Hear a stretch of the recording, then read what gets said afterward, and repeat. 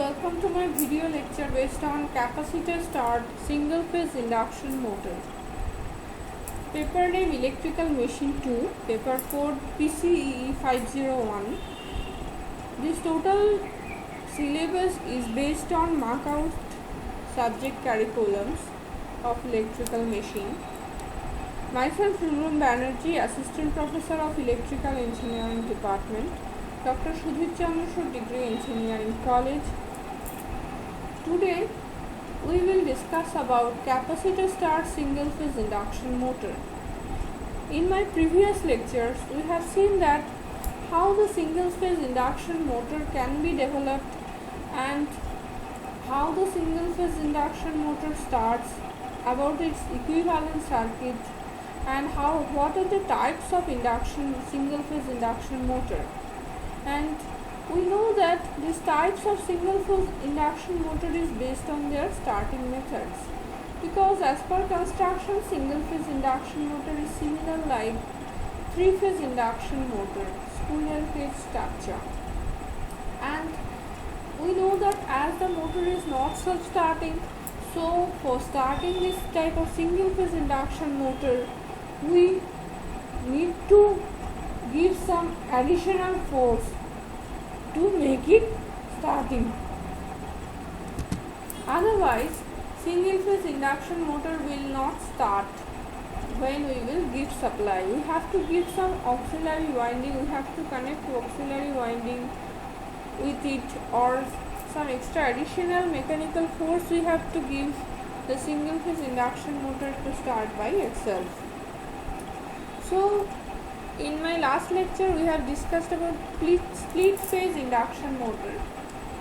Splitting the single phase into two phase, the motor will act like a two phase motor, and then motor will develop the sufficient torque to start, and when it reaches about 70% of speed, then the auxiliary winding will be disconnected from the motor, and the motor will run by itself with only its main winding.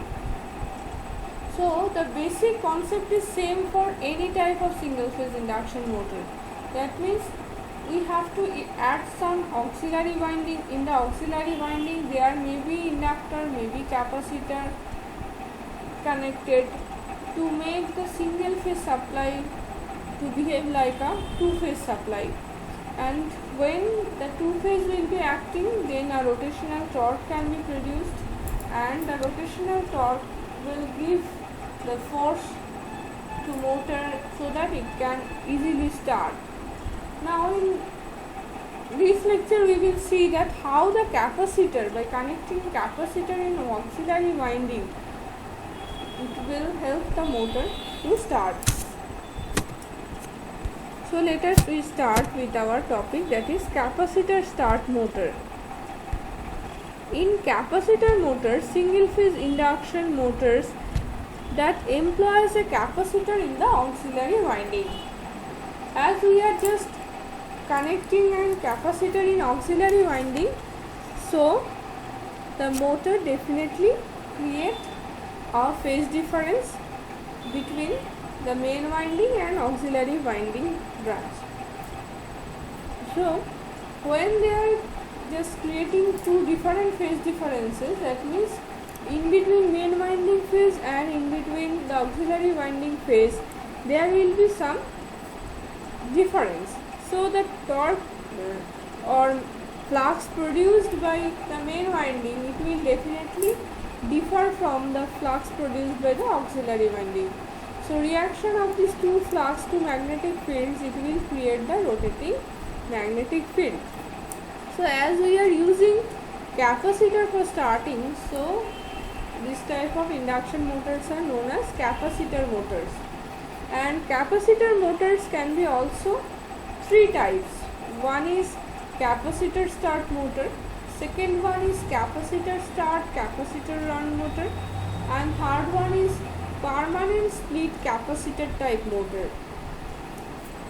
In capacitor start motor, the capacitor will be started or connected only at the time of starting. So see first the equivalent circuit of this capacitor start motor.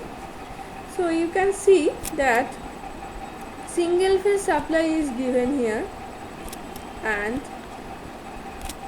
let V amount of voltage is given, single phase voltage amount is V. So I amount of current will start flowing through here, total current is I.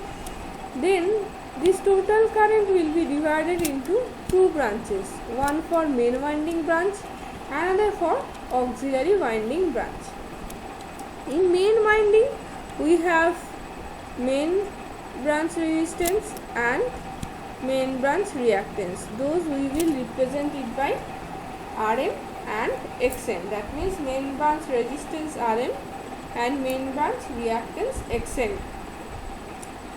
The nature of Xm is definitely inductive, so it is inductive reactance Xm.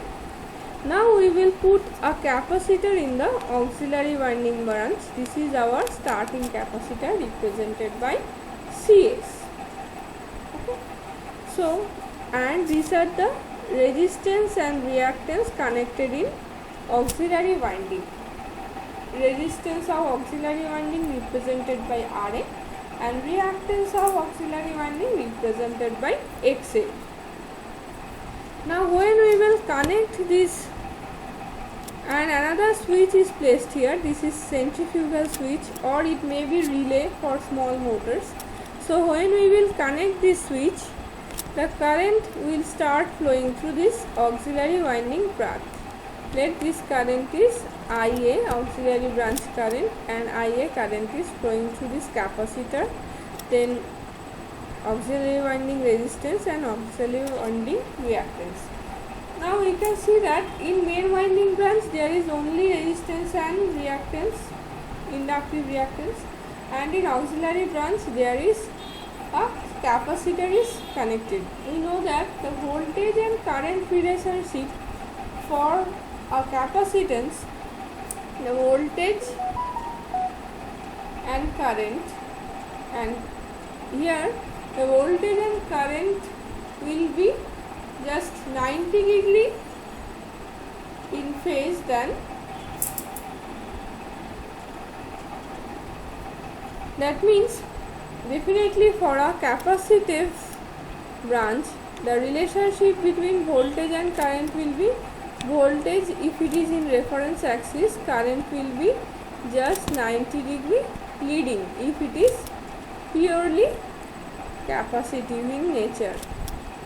Okay, but here the nature of this branch is mixing of capacitor, inductor and resistor. That means the nature of capacitance is definitely there. The current will definitely lead than voltage in auxiliary winding, but not purely 90 degree. So it will lead, but maybe about 70 degree than the supply voltage. And in main branch definitely it is nature of resistive plus inductive, so the current will lag the voltage by some angle, not 90 degree. If it is purely inductive then 90 degree, but as it is combination of resistive plus inductive, so it will be just lagging but not purely 90 degree. So we will see that how the phasor difference is there and how it can be created, the phase difference between main winding and auxiliary winding, that we will see. Here the connections of capacitor in the capacitor type motor has been shown in our last figure. It has been cage rotor type and the stator has two windings, namely the main winding and auxiliary winding. Auxiliary winding is basically known as the starting winding. The two windings are displaced 90 degree in space. A capacitor CS is connected in series with the starting winding and a centrifugal switch HC is connected. In last slide we have seen that this is the figure figure 8.10 we have mentioned there. That means this is the figure 8.10 basically.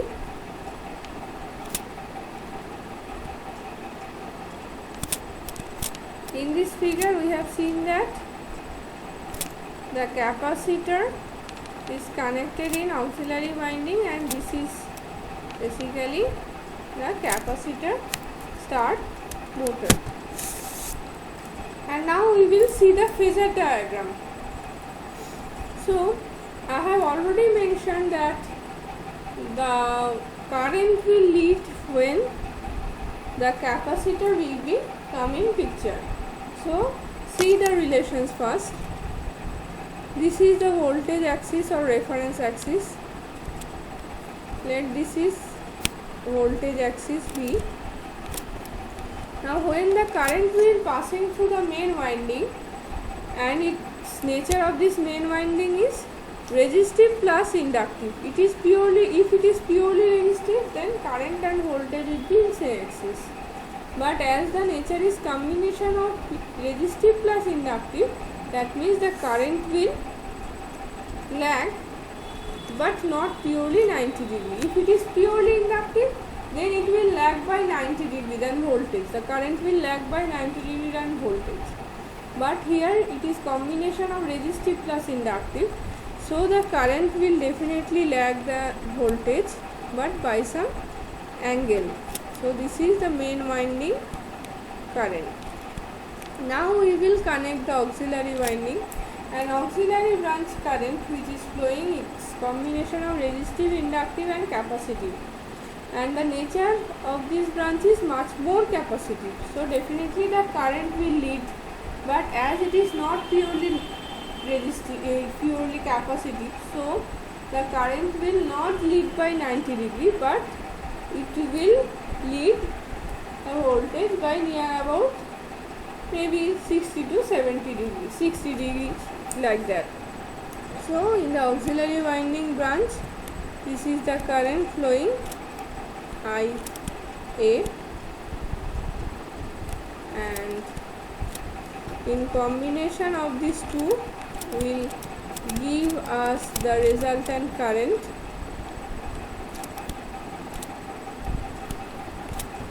This is the resultant current.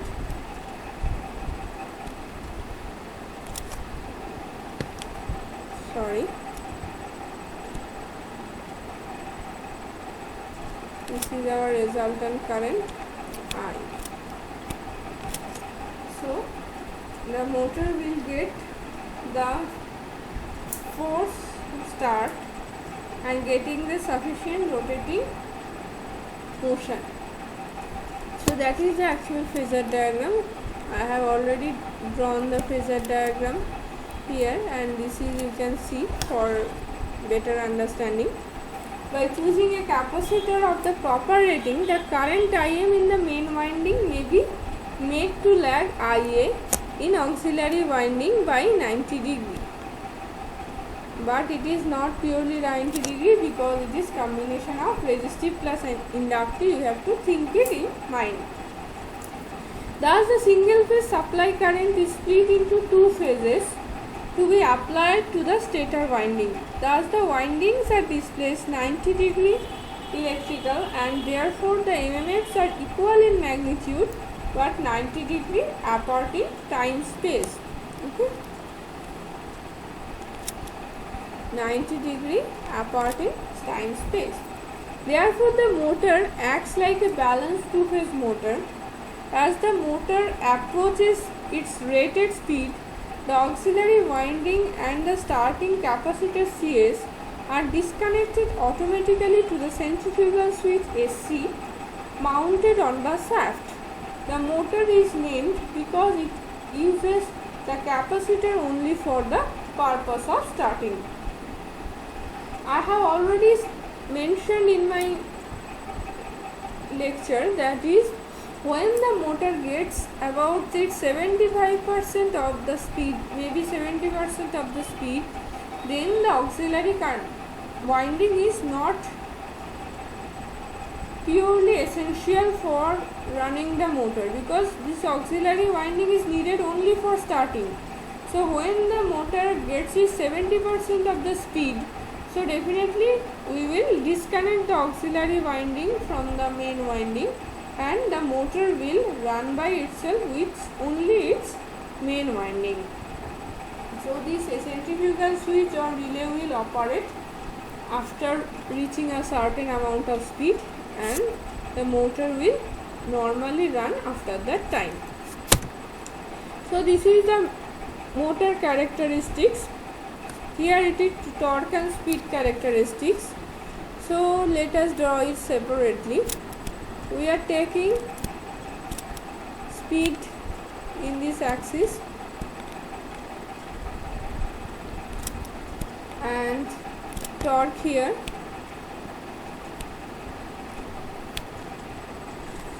So when we will start the motor, then in the motor there will be two forces are acting. That means it is combination of main winding plus auxiliary winding. So the torque speed characteristics for main winding will be definitely much more high at the time of starting. Starting torque will be high. Let it start with this amount of starting torque. This is the starting torque up to this,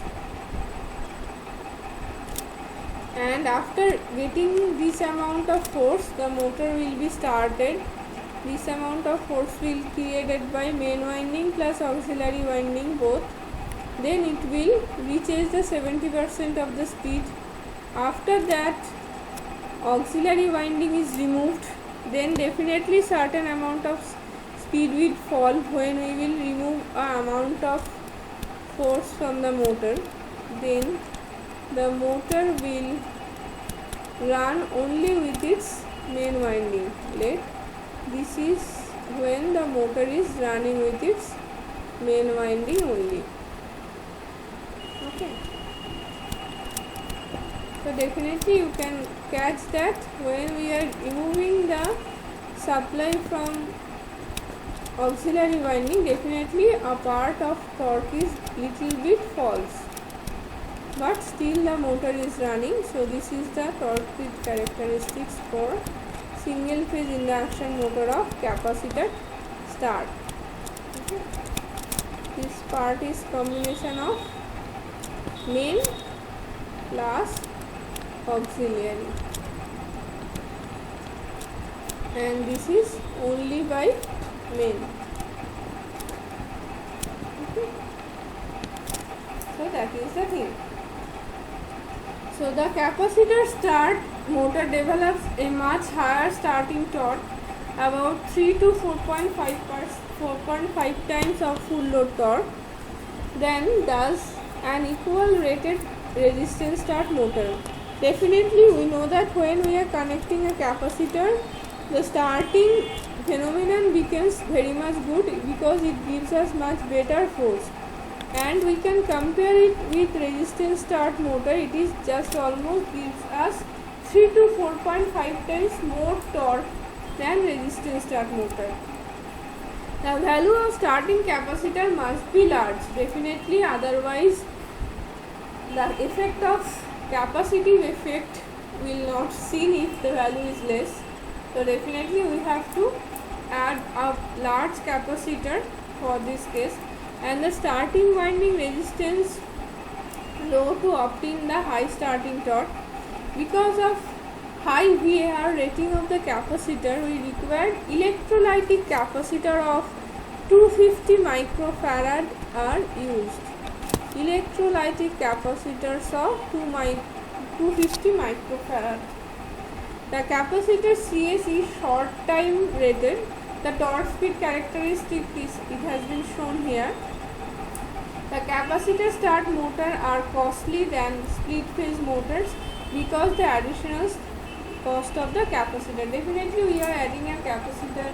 This capacitor is electrolytic type of 250 microfarad.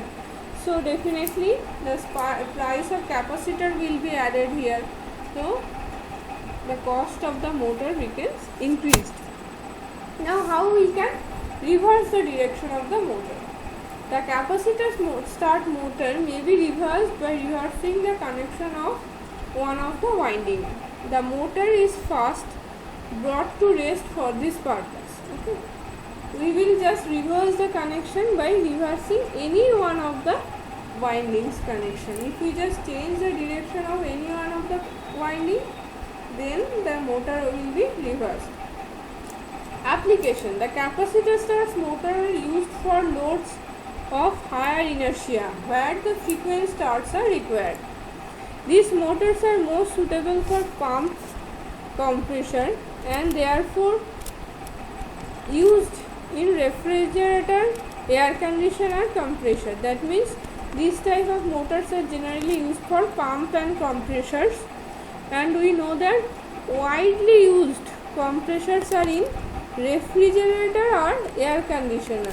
So these two compressors are generally made of capacitor type single phase induction motor, and it can be also used in conveyors or some machine tools. So up to this is for capacitor start motor.